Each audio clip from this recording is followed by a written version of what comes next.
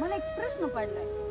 जी करणी धरणी करतात दुसऱ्याचं वाटोळं करतात ही लोक त्यांच्या आयुष्यात सुखी असेल का? अगं सुखी, अगं जे करणी धरणी करतात, जे दुसऱ्याच्या घराचं वाटोळ करतात, त्या लोकांचं आयुष्य सुद्धा आहे ना करणी केल्यासारखंच उद्ध्वस्त असतं.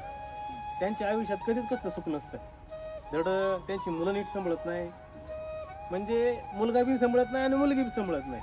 त्यांचं आहे ना फार आयुष्य उद्ध्वस्त झालेलं असतं. तरी बी लोकांवर पिना मारायच्या, टाचण्या टोचायच्या, लिंब टाकायची, बाहुल्या टाकायच्या, करणी करायची, या गोष्टी त्यांच्या काही थांबत नाही. बघा ना, एवढं ही लोक घाण कर्म करतात, लोकांचं वाटोळं करतात, हे करतात. त्यांना देव पण अशी शिक्षा देतो तरी त्यांचं समाधान नसतं. नाही नाही, त्यांच्या आयुष्याचा शेवट आहे ना सोडूनच होणार आहे.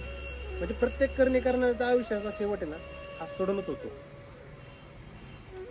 असले लोक आहे ना खूप विचित्र असतात ना. त्यांच्या नाही, कर्माला शेवटी सुद्धा ते घाबरत नाही. कसं असतं, इथंच करायचं आणि इथंच फेडायचं असं आहे. खरंच म्हणजे जुनी लोक लय चांगली होती, ह्या गोष्टी करत नव्हती. एखाद्याचं चांगलं झालेलं बघवत होतं त्यांना. म्हणजे आताच्या लोकांना असं झालंय, हा पुढं चाललाय त्याला जाऊन द्यायचं नाही, करा करणे त्याच्यावर, टाका लिंबू त्याच्यावर, टाका बावली त्याच्यावर.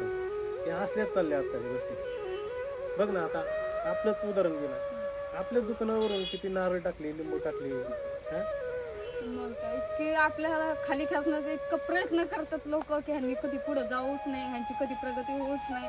म्हणजे इतकं वाईट चित्तात आपल्या सुद्धा लोक. अवघड आहे. म्हणजे आपलीच लोक आपल्या वाईट असलेले बघतात. लोक विचित्र होते. नालायक लोक आहेत आत्ताच्या जमान्यात.